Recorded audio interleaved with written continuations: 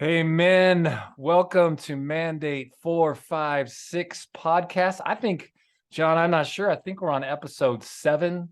We're fresh, we're new, we're just, we're actually pretty excited about just penetrating the hearts of men. And so I think this is episode 7, and I'll correct it on the title if it's not.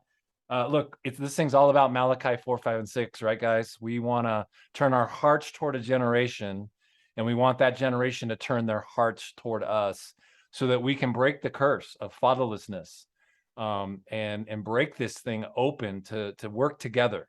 Multi-generational transforming movement of God is what this thing's about. Well, guys, my co-host, as always, Johnny Cat, John Wayne down in Oklahoma City is with us. If you're watching on video, you see him in his cool journeyman hat and sweatshirt along with mine. We're going to be offering some packages of these pretty soon. Brandon, why don't you have your hat on yet? I got to I get have you one, on. mate. Uh-oh. We got to get one. Yeah. And then we've also got a special guest today, man. Brandon Munoz. Is that right? Munoz? Munoz with the Ñ. Munoz. Oh, Spanish. nice. Yeah. Down on the border, Houston, right? Where are you from exactly? Rockport. So it's about 3 hours from Mexico, Oh, from the man. Mexican border. Thank Yeah. God we have you in Colorado now. In Jesus' name. Yes. All Yeah. right. Well, Brandon and I have been in relationship for a couple of years now, pretty deep and heavy. He was a student with us at G42. As you all know, John and I have been doing this since Rock the Nation's days, 25 plus years ago, and in and out of relationship, but always been able to get back to the table. And we just want to hit, something today on discipleship. And what does that mean? What does that look like on mentorship? I've had a mentorship, discipleship relationship with both these men. And they have taught me more for sure than I have taught them. It's always reverse mentorship or it doesn't work. And Brandon, I'm going to have you speak to this, but young men that are listening, I know you feel like there's not men out here to mentor you, but it's on you to find them. A son finds a father does not find a son. And so I want to really encourage that. You need to go find a man who you like what they stand for. And again, we're going to talk about tribe and finding your tribe, but you like the way they do the Jesus thing, not just about going to church on Sunday morning. And let's be honest, guys, especially if you listen to the Bema podcast, guys, on discipleship, we don't know how to do discipleship in the West. I mean, our Thursday morning at Starbucks coffee with somebody, that's fine.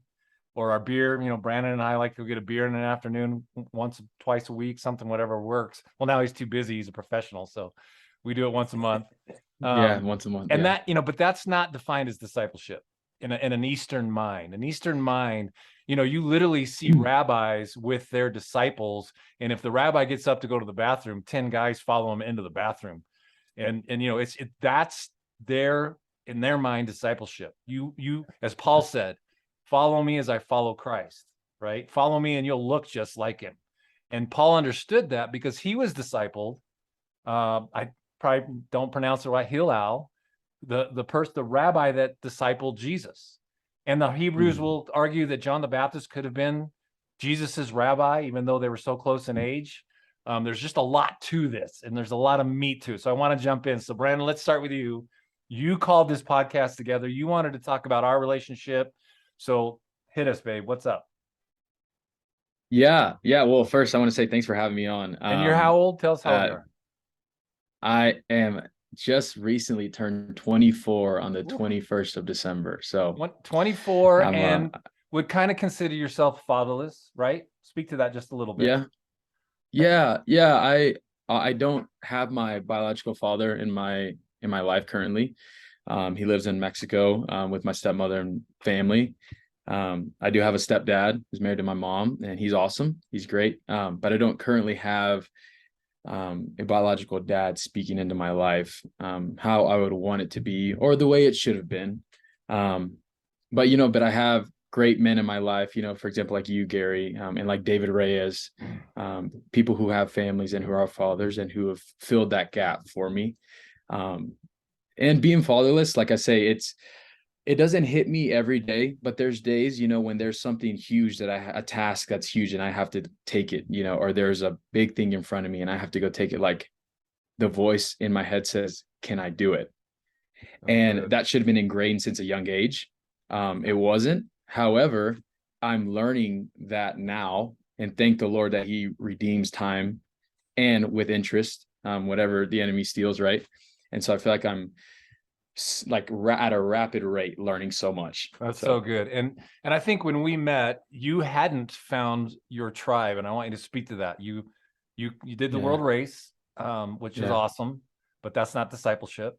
It's not even really true missions. We don't need to talk about that on this podcast. But you did that. You got kicked off, right? COVID hit. You were off the field. You came to G42, where you and I met and started doing life together, and you found your tribe. Talk about that for a second. Yeah, my tribe. You go through these seasons of life, and for me, I was always wondering, when am I going to find my spot? Like, when am I going to be settled in my heart with a certain people group or a certain place? And after doing the world race and leading that for a while, and then, ministering, around the US with some alumni, it was great. But then I came to G42, and then the one thing I found was like, whoa, like they speak my language. They not only speak my language, they actually have a mission in mind. They're actually wanting to take over the world. And that sounds, very big and all this stuff, but they're dreamers. And G42 was like, they're dreamers. And it's about inheritance, about getting what was yours and what God has said is yours. So good. And I realized I was like, sorry, go ahead. No, I keep going. That's really good. Yeah. And I just felt that, wow, these people are actually pursuing the kingdom, and they want to see the kingdom come to earth and establish something on earth. They're moving way past just salvation. And that's what I was wanting. I was wanting to see it basically hold Jesus to his word and say that everything that he says is true, and all the goodness that I'm supposed to experience in my life, like, let's see if that's actually real. And I can find that with this tribe. And so that's what I found when I get crazy in it. And I'm going to have you tell that story. John, I want to hear from you for just a second. I think it's incredible. Richard Rohr says this. He said, Jesus never one time tells us to worship him in the New Testament. He says, follow me, and follow me into risky and dangerous places. And guys, if we're not mentoring men and discipling men to take huge risks, to actually sow their last $50 to see something come of faith and reap a 100-fold return, which Brandon and John, we're walking through this in our business we do together, right? The crypto stuff. And we just keep sowing because we don't know what else to do. And God always shows up, and we reap because he won't be mocked. But John, talk to us about that. What does discipleship, mentorship mean to you or for you? Man, that's a great question. I was listening to you, Brandon, chit chat, and Gary, your thoughts about it, and this random thought hit me. There's a lot of commonality in the different gospels, but there's a couple mainstays that are in all the gospels, and it's that Jesus had 12 disciples, and it's in all the gospels, and Jesus dies on the cross, and it's in all the gospels. And so in John, chapter 14, he talks about, you will do what I'm doing. And it's all about a discussion with his disciples about, they want to see the Father. And he's saying, hey, if you've seen me, you've seen the Father. In fact, do what I do. And that hit me as you were talking. And to me, discipleship and mentorship, it comes, when it comes, you go, you do it. You don't sit back, you don't wait. It doesn't mean you're going to have the answers. I don't have the answers half the time. I don't know the exact right thing to say on either foot, but it's something that is on the precipice, I think, of breaking through, where, like what you're saying, Brandon, I was looking and searching. Well, in my 40s, I'm not looking, I'm settled in, and I'm sitting back and I'm saying, okay, God, who is coming?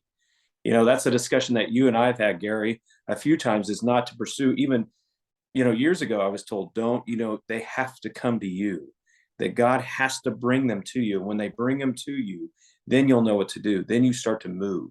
And so that's kind of my thoughts on it. Is Jesus, all the gospels did a great job of saying, you have to disciple. Discipleship is this. Period. This is it.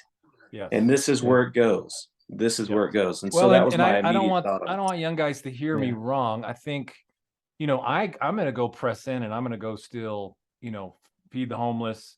Yesterday, Lisa and I saw a guy standing with his daughter on the corner. We're going to press into that. And if God wants to produce more into that, I always have that yes in my heart. What I'm saying for young men is, man, you've got to have hunger, right, Brandon? We say this all the time. The hungry get The hungry. fed, period. Amen. You're Yes. satisfied with Sunday morning church and not exposing yourself and not living in vulnerability, and not being discipled, then you're going to live a stagnant, boring ass Christian life. I promise. Yeah. And there's a lot of 50, Mhm. 60, 70-year-old, 80-year-old people who've been okay with that. And they're bored out of their minds, Yeah. and they're looking behind their lives and saying, where's the fruit, right? Where's my sons? Where's my daughters? And so, Brandon, you and I, let's keep it practical here for a second. Let's talk about a few weeks ago. You needed to go buy a car, and you're like, what the hell am I gonna do? I've never bought a car. Yes. And so you called Yes. me and walk us through that story a little bit. Yeah, well, we actually had coffee when I first mentioned it to you. We were having coffee in the morning before work, and I had just basically was like, "Hey, if I go get a vehicle, will you come with me?" And you were like, "Of course, absolutely." And I explained to you, the details of the car that I had currently. Just how I got it through my family and how it just didn't work out, just wasn't a great deal. Just the tie that I had to it was just not. It was just not the way I wanted it to be. Well, and you kept wrecking it because And I knew that. rear wheel drive in Colorado, and you don't have to drive. Yeah, You had Yeah, 10-wheel exactly. drive in Well, Colorado? dude, hell's going yes, on I up there? did. Yeah. I know. Well, and I've had this. What's crazy is I had the vehicle since I got out of high school. And I went to college, down south too, and so I've always had it everywhere I've driven, and I've never stayed planted in a place where it snows all the damn time, and it's just icy, and so. Yeah. And so that basically we had that conversation, Gary and I was like, well, I want to do this with the car. I want to get a new car. I have a new job. I believe I can afford it. I can budget around it. And so he said, yes. And, I didn't realize that was so huge until we actually did it. We were actually at the dealership and working with, our great guy, Ansel, and just doing a deal with him and just talking about everything. The biggest thing for me that it showed me was that I could be confident in my decision because I had another man next to me, a father next to me. That was the biggest thing for me.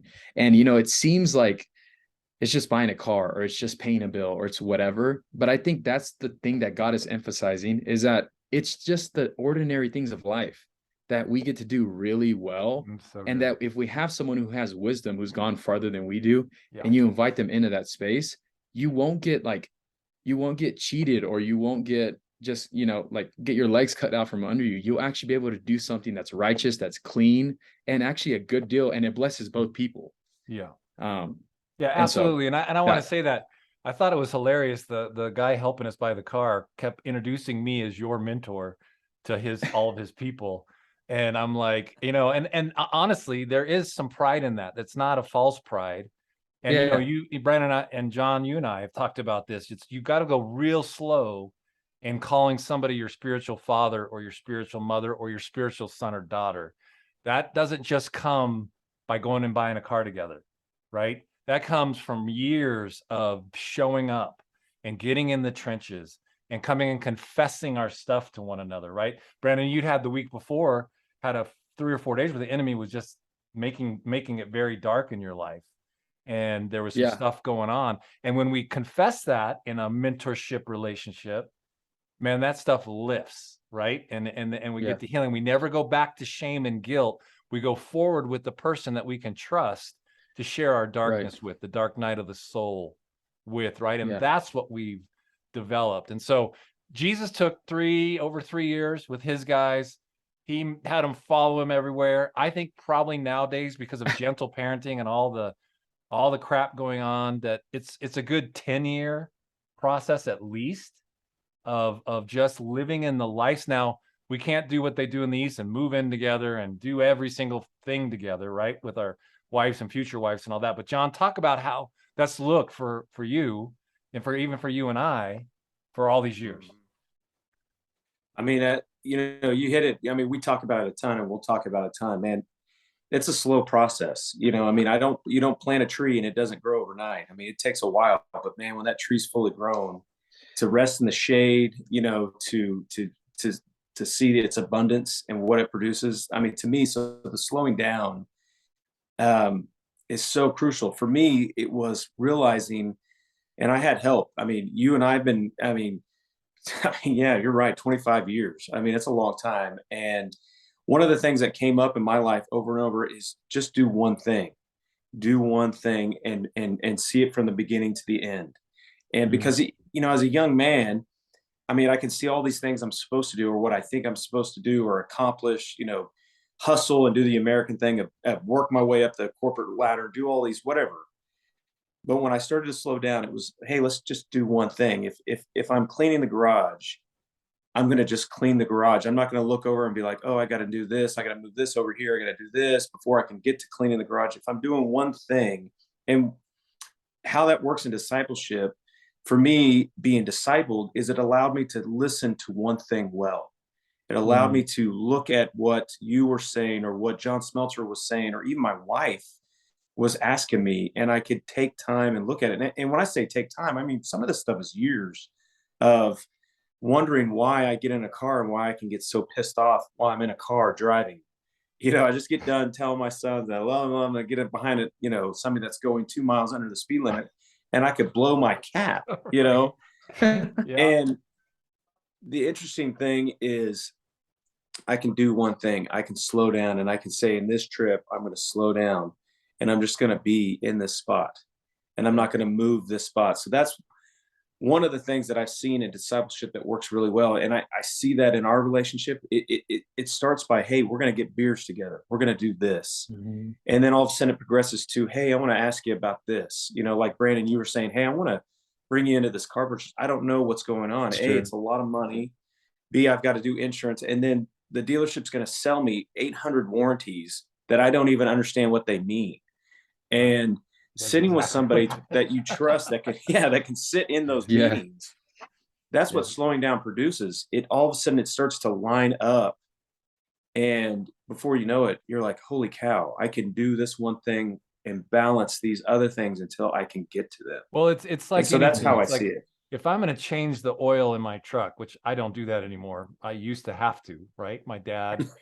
And then my dad would get so frustrated with me, he'd take the tool and do it himself. So that wasn't real true discipleship, but at least he included me, right? And then mowing the Yeah. lawn or cleaning the garage. I want to invite somebody into that space so that they learn how to do it, right? And Brandon, I want you to hit this, because I promise you, having hundreds of world racers come to our home in Colorado or in Spain for almost 6 years, most of them didn't know how to clean the kitchen. Most of them didn't know how to cook. Most of them didn't know, and we would make them do these things. We had a bunch of them living in our home with 6 kids, and none of them would disciple or mentor my kids, so I kicked them all out.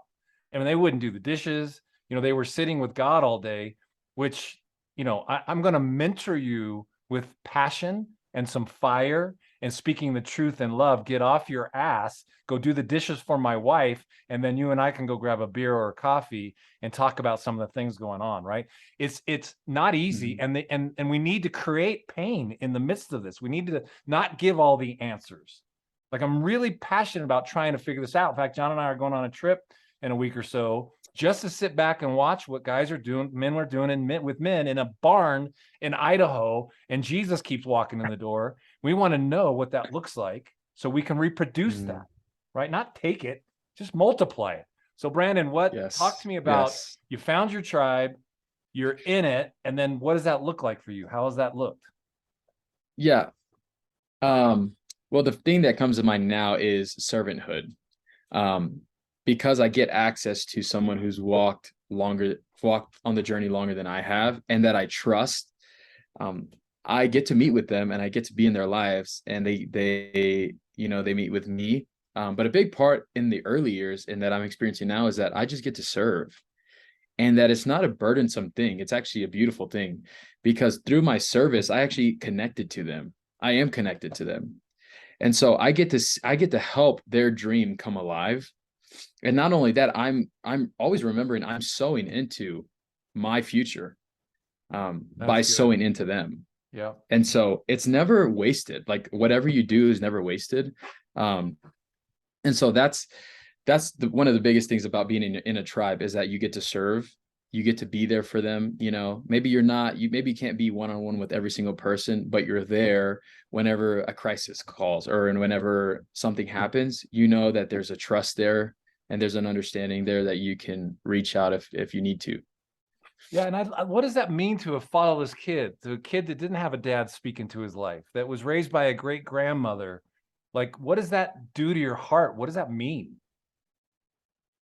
For you just having a tribe or Well, being just having having somebody that's a there. person or persons there that would show up, you know. And again, this is not a Yeah. pat on my back at all. It's 5 hours on a Saturday. Give me a break with you, who I really like being with, and I learn things from, and is passionate and hungry for what the things that I'm passionate and hungry about.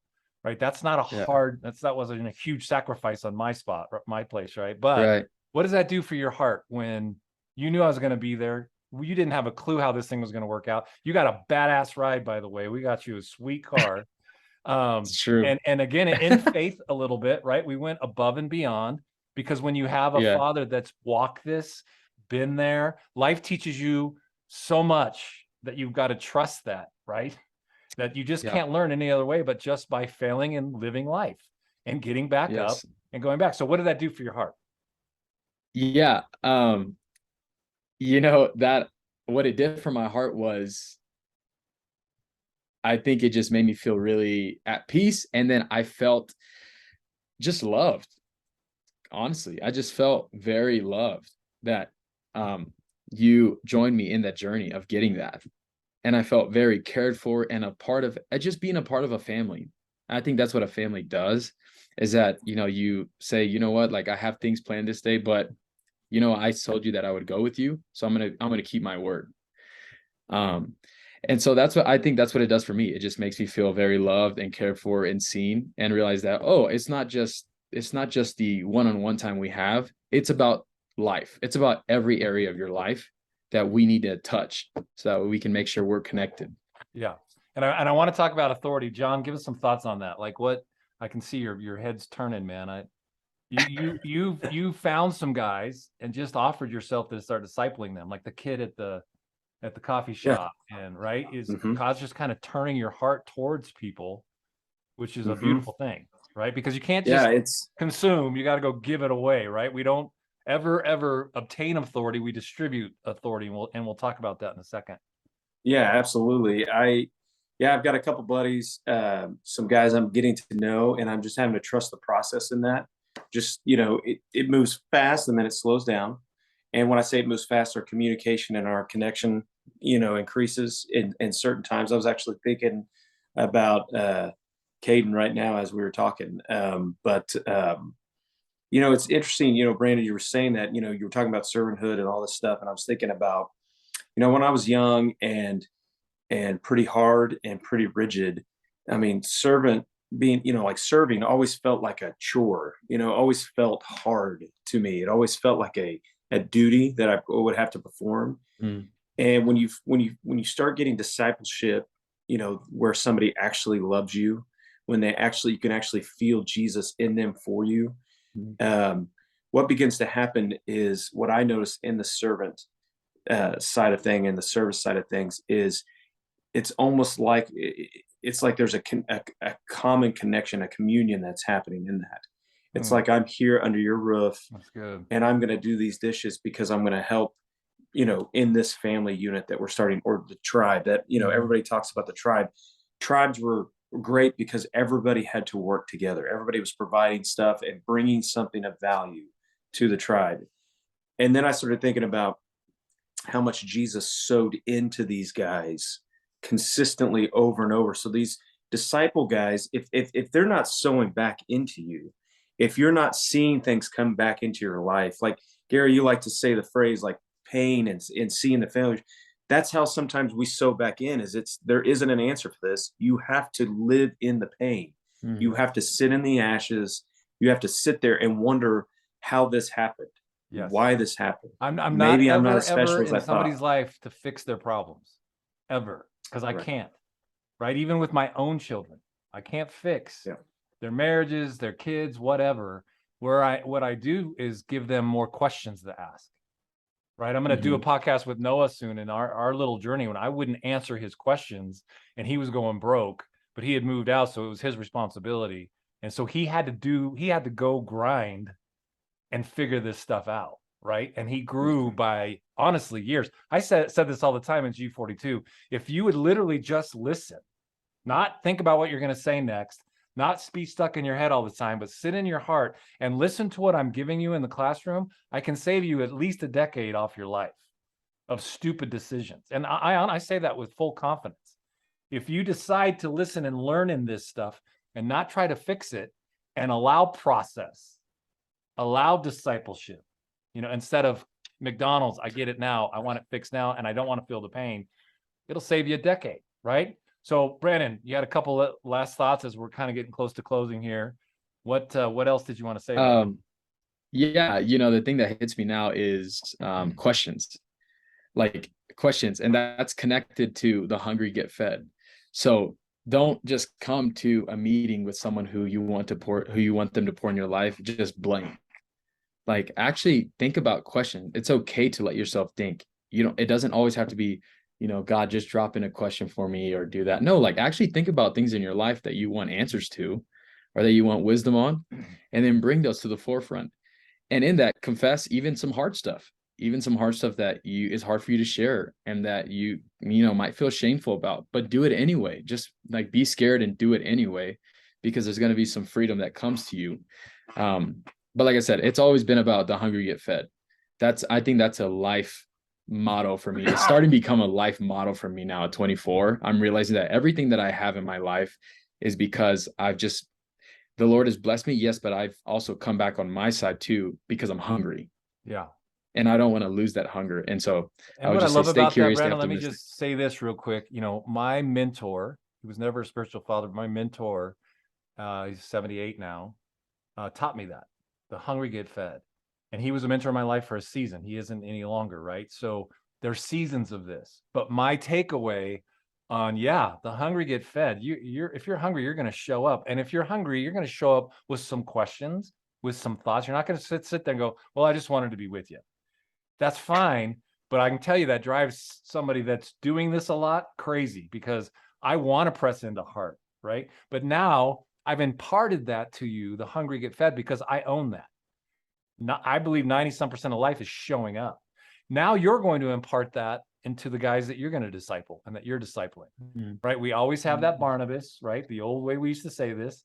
I'm Paul. I have to have this Barnabas, and I have to have a Timothy in my life.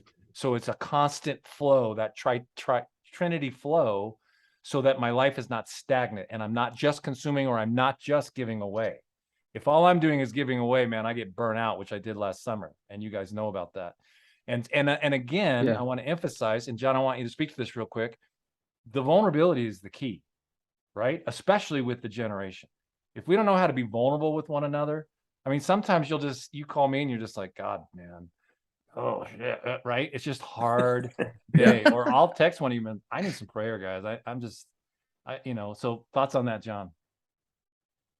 Yeah, man, guys. My thought on, like, I have weird thoughts on being vulnerable and stuff. And what I mean by that is don't be afraid to say exactly how you feel. And if one of those statements is, I'm not in this right now, I'm checked out, I feel this, you start there. At least start somewhere. But I always want to encourage guys that just being vulnerable, once you get there, there's still another aspect to go. The vulnerable, it's like coming to the front door of the house that you want to move into and just standing at the front door. I mean, I can sit here and pour out all my shit on this podcast all over and over and over, but none of you know me that are listening to this. It has nothing to do with who I am, but it's the beginning stage. You have to get in the door. So get in the door, get vulnerable on some stuff. And then once you're inside, then we can start looking at what's going on. We can start seeing what's happening. I mean, Jesus was so awesome at saying, I'm going to kick the door in and I'm going to walk in and I'm going to dine. He didn't just stand at the door. He sat and dined at the table. He relaxed at the table. Yeah. So yeah. that's Brandon, my thought last on that. thoughts. Last thoughts. I would like to encourage, I think, young men to find an older man who you trust, who you can build trust. Find an older man who you can trust, but that your heart's telling you can trust, not someone who's just like a great idea. Oh, they're a great person, or like they look like they could be a good person. You'll feel this pull towards them. And I think if you lead with that pull, you will find that person that you need, or that couple guys that you need. And you might feel afraid to press in, right? It's scary, especially as a man who was fatherless and who doesn't have his biological father. Like, it's scary to like let another man in my life and see me, because I've never had that. But I can tell you that if you do that, if you say yes, if you just show up, the trust will build, and your heart will grow confident and trusting and letting this person into your life. Yeah, that's good. I think I want, obviously it's risk. We've got to risk our hearts. The way we keep our hearts open, right, John? It's vulnerability, right? And it's self-sufficiency. Let's just be honest. If you can't find a man right now that you would consider someone you could trust, and you're kind of feeling out there all alone on an island, grow the hell up, go find the Father and let the Father father you right now. When that mentor will show up, if you're allowing the Father to father you.